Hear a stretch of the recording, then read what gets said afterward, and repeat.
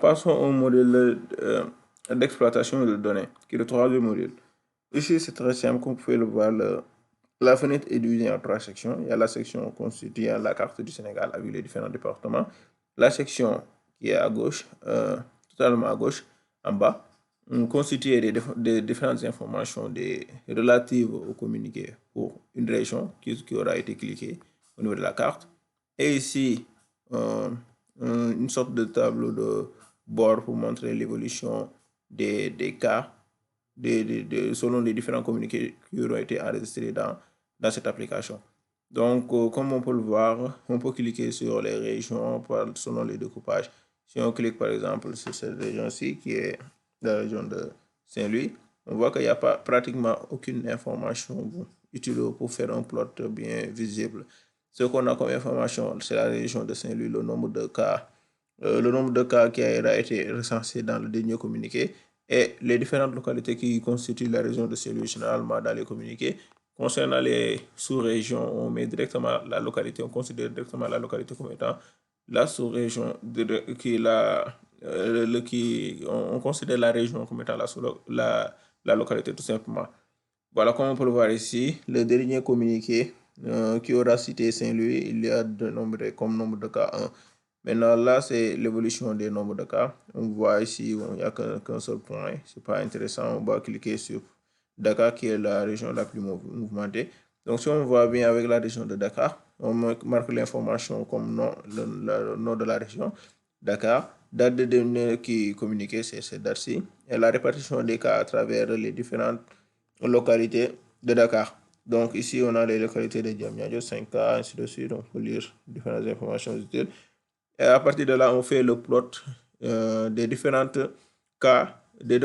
tests cas positifs qui auront été recensés pour la région de Dakar. Donc ici, pour la date du 4e mois 2021, on aura à peu près 80 cas qui auront été recensés.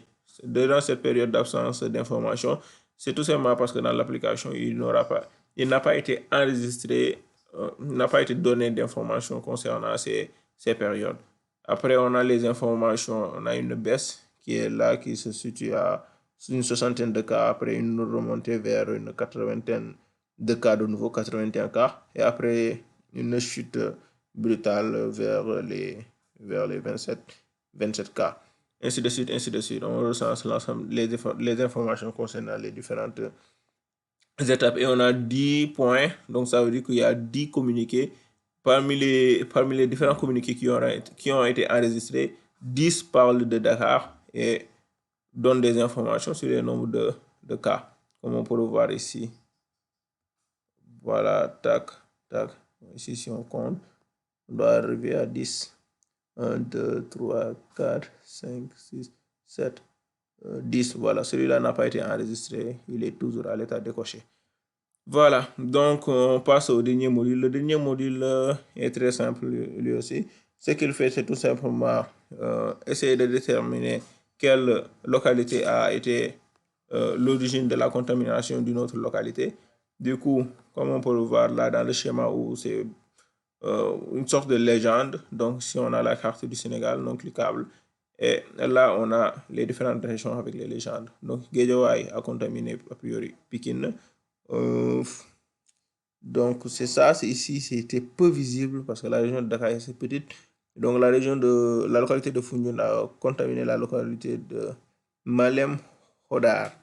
Voilà, Malem Hodar. Donc, c'est matérialisé par cette flèche ici. C'est entre Malem Hodar et Foundiougne. Merci beaucoup.